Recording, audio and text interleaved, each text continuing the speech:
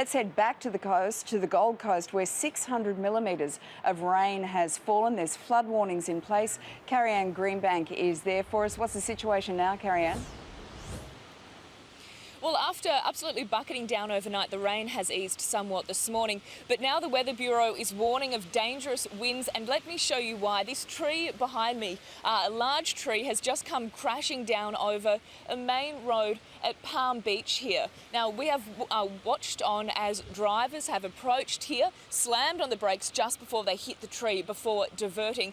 In the time that we have been here, council officers have just arrived. They have now blocked off this street and they are diverting traffic. But this is certainly a warning of what could be to come. The Weather Bureau says the most destructive winds we will see on the Gold Coast will be coming up in the next couple of hours. They say we could be expecting gusts of around 125 kilometres an hour. Now, overnight, we had a significant amount of rain. Over the past 2 days, we have had 955 millimetres of rain in the hinterland, which is significantly more than what we normally get in a month. So the rain has eased now, but the warning is not to be complacent because all of that water in the hinterland is now coming to the Gold Coast and then rushing through to our beaches. We do know that parts of the Nerang River have burst their banks, also the Coomera River. There is an ongoing warning for residents of the Tallabudgera Valley. They may wake up this morning to find that they are isolated in their own homes by all of the floodwaters. So there is going to be a significant amount of cleanup here on the Gold Coast this morning. All right, plenty more still to come, Carrie-Anne. We'll cross back to you again shortly. Let's go to Layla McKinnon, who is at emergency headquarters. What are they telling you there, Layla? We have the very, very latest here. It's Operation Fortitude. The crews here are showing extraordinary fortitude. We had this rescue at Bow Desert. This is Deputy Commissioner Mark Roach from Queensland Fire and Emergency Services. And we saw this rescue this morning. It's extraordinary, though, isn't it? Because these... you're seeing dozens of these rescues. Yeah, we've had well over 100 rescues so far, and we still have some in place at the moment. We're trying to get to people. We've had well over 4,500 SES tasks from the communities through this whole event. Well and truly over 2,000 buildings that we have assessed as well. But our concern today is about there's a number of rivers that have not peaked yet. People will be waking up to hearing the news that they need to move out, get to higher ground or be aware of the floods, and some of those areas to the Logan River, more to Brisbane and South Eastern Queensland to the border.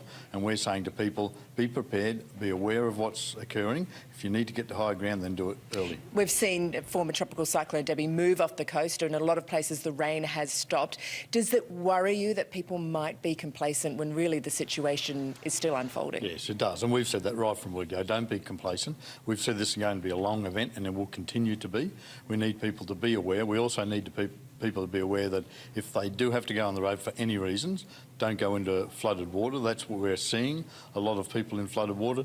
There are people that are legitimately caught between rivers or getting caught in their houses due to that very quick increase in water. But we're saying to people, if it's flooded, forget it, stay out of the water. And you've still got people on their roofs right now, haven't you? Yes, we do. We have rescues that are occurring right now as we speak. We're trying to get to everyone as soon as we possibly can. All of the agencies, state and federal, are working very close together, so we're ensuring that we can provide optimum support to the communities. It's a logistical nightmare, but you guys have done it before. You're the best at it. You've got reinforcements coming in, I understand. Yes, we do have support from interstate and also within this state. We had support come through last night. They will be deployed today around the affected areas to help out, whether it's about the assessment or whatever support they can provide us. They'll be in the fields today. Okay, Deputy Commissioner Mark Roach, thank you for your time. Now let's go further north to Brisbane, where we are, where there's been serious flooding overnight. Joel Dry is up to date on the situation right now. Good morning, Joel.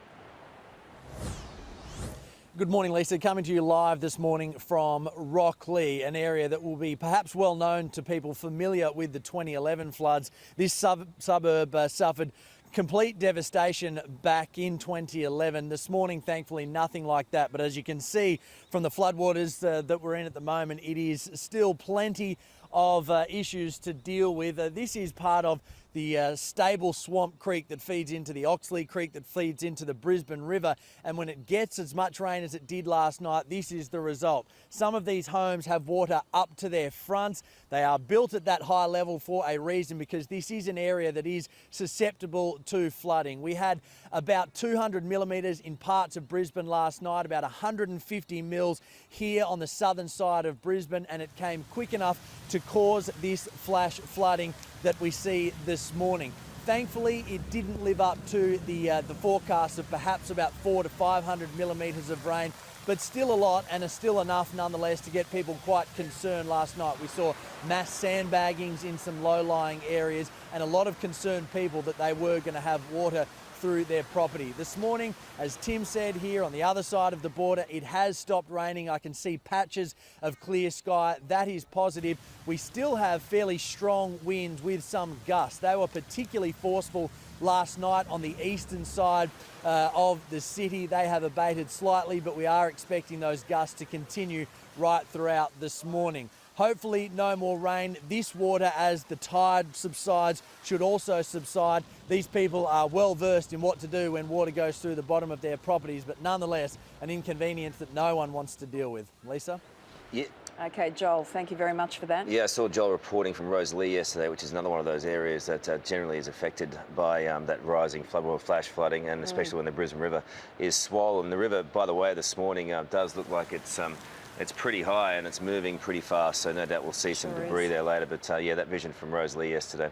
Pretty tough for residents there, but as Joel said, they're pretty well versed in how to deal with these flood emergencies. Let's go to the Gold Coast now, where we're really expecting them to bear the brunt of this system as that trough moves out to sea and combines with the remnants of Cyclone Debbie. It's going to be pretty rough. Hey, Luke.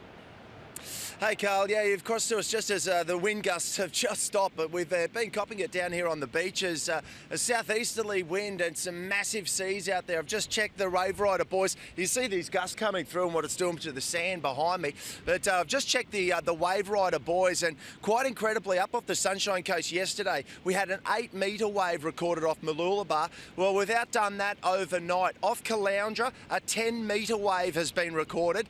For North Stradbroke Island, Moreton Bay, another 10-metre wave, and Tweed Head's just south of where I am at the moment, a wave just over 8 metres recorded. Now, why that's a worry for us here on the Gold Coast as the gusts continue is the erosion that could potentially bring for our beaches ahead of what will be our busiest time of the year, or one of them at least, with Easter on the way. You see these gusting winds and what it's doing to our beaches. The worry with wind here, particularly in Surfers Paradise, is the high rises. We're urging everybody, if you are in a high rise at the moment, to get all of your outdoor furniture and bring it inside, because a deck chair becomes a projectile missile if it goes over the side, and who knows where it could end up. So that's one of the real worries for us as we wake this morning, and just making our way down here as first light sort of breaks on the Gold Coast, guys. You're getting the first sign of exactly how much debris these strong winds have brought onto our roads, and that's making its way into the rivers, and eventually it's going to make its way out here at the ocean. And what happens for us on the Gold Coast after we get a lot of rain like we did yesterday is the water turns a real brown colour. It ends up looking a little like the Brisbane River. Not attractive at all, and also we get a lot of foam on our beaches, so that's what we'll be waking to over the next couple of days, guys.